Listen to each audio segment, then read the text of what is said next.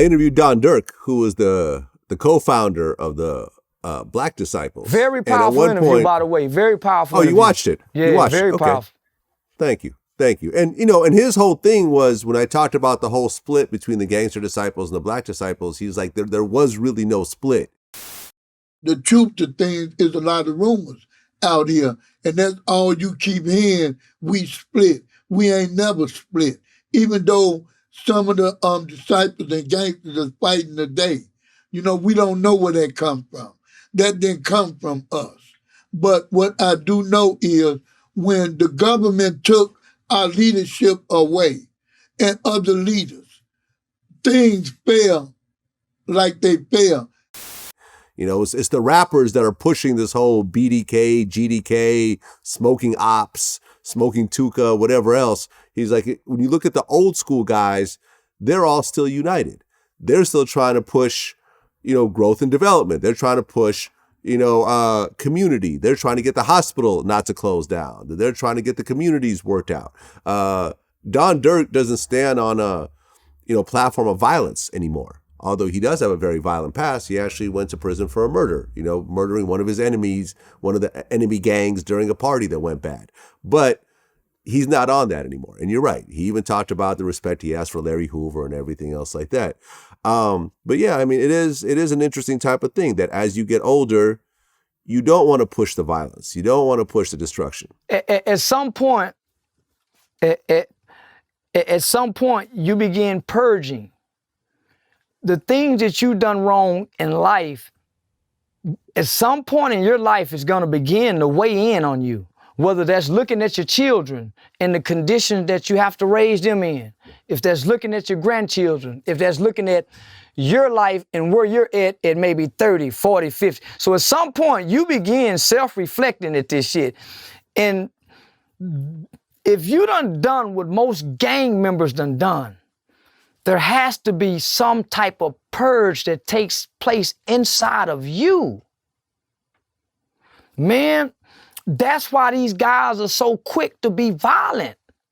That's why, because they haven't purged, right? So let me show you what purge look like. Man, my brother been in prison going on 30 years. My co-defendant in prison for 30 years. I just got a letter from him today. Man, they sorry for what they done. Man, I feel like I'm suffering for something that I done as a kid.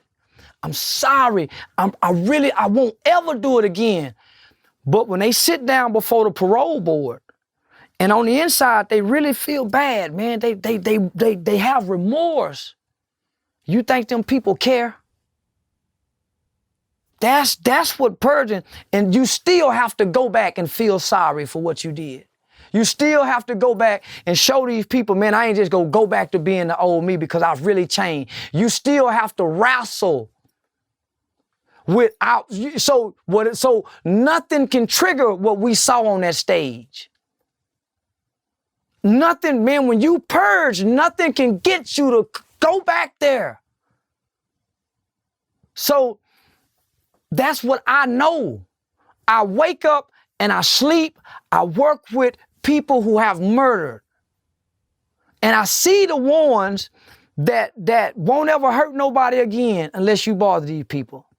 And then I see the ones that still wrestling with the demons, that haven't all the way unplugged from the guilt, the shame, from whether it's a homeboy, brother, they still wrestle with that. Get drunk, they might hurt somebody around them.